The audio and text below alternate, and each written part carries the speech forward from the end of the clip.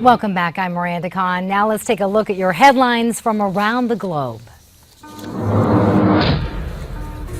Iraqi officials launch a new military operation to try and take back Ramadi. That town was captured by ISIS earlier this month. The spokesperson says the troops will be supported by both Shia and Sunni security forces. The Iraqi forces will also have new weapons, according to a lawmaker. Meanwhile, the trial for a teenager accused of trying to blow up an Austrian train station begins today. Police arrested the 14-year-old last year after he contacted ISIS militants and researched how to build a bomb. The Turkish teen faces a maximum of 5 years in prison if convicted. Some Yemeni residents are finally able to return home after being stranded in Egypt now for nearly 2 months. Flights were canceled due to the ongoing conflict with the Houthi rebels. Saudi Arabia bombed Yemen's main airport multiple times over the past 8 weeks. China defends its construction in a disputed part of the South China Sea known as the Spratly Islands. Chinese officials say the 2 new lighthouses will help with search and rescue missions and disaster relief. But the Philippines is in a dispute with China over the islands, and now the Filipino president is accusing the Chinese of bullying.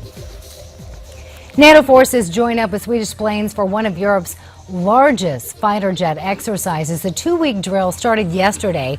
More than 100 planes and more than 4,000 people are involved in the Arctic Challenge exercise. The purpose of the multinational training is to teach air forces from different countries how to work together.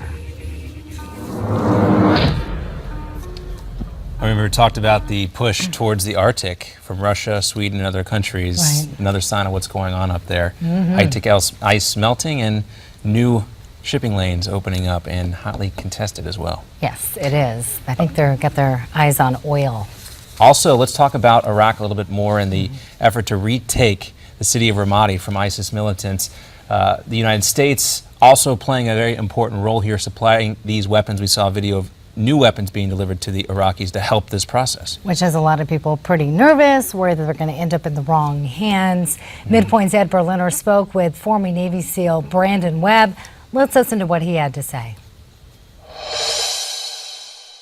If people knew that we were committed for the long term in the Middle East, I think we'd see a very different situation with Iraq and Syria. And you know, you look at the Iraqi regulars, there's just no incentive for them to stay and fight. But if we were committed to the long-term goal over there, and everybody knew that, and it was very clear that we were going to stand behind that commitment, I think you have a very different situation in the Middle East today. Let's talk about that commitment a minute, because Ashton Carter comes out and basically says that the Iraqi military there, cut and run. Not able to do it.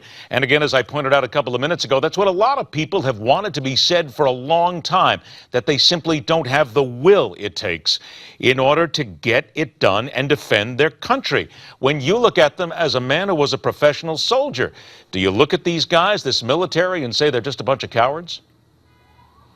I wouldn't say they're a bunch of cowards. I'd say there's a big issue with leadership. And again, I go back to the basic incentives. You know, really, what do these guys have to what are they risking their lives for at the end of the day? And when you have a leadership void, a lot of the military leadership now on the side of ISIS, not to mention, you know, the billions of dollars of weaponry and equipment that we left, you know, just kind of left the keys in the ignition when we pulled out of Iraq.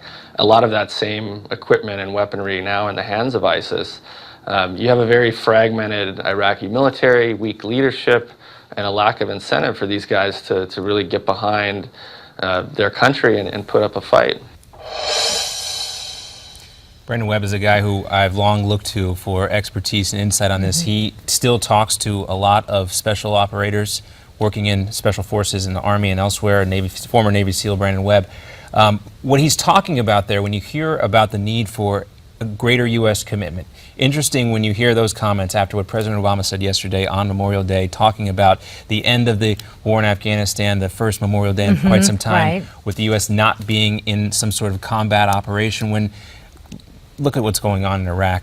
Indirectly involved, yes, but this goes on. And again, going back to that U.S. commitment, what happened after the surge in Iraq is what you had this Sunni Awakening, the Anbar Awakening, as it's also been called, where you had Sunni members of the population step up and fight against radical Islamists on both sides, the Sunni and Shia divide.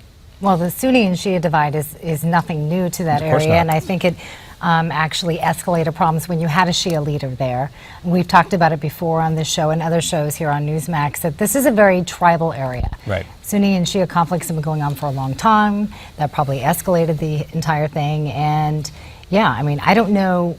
I think the concern for some people is, will there ever be stability there? Can we ever trust the Iraqi people to actually fight their own battles? Right, and a big concern right now about the balance between these Shia militias and the Sunni population in the Anbar region. What's going to happen if they are to liberate this area from ISIS? Only time will tell. More coming up here throughout the day on Newsmax TV. You can stay with us for latest developments on all today's major stories. You can stay with Newsmax TV and Newsmax.com.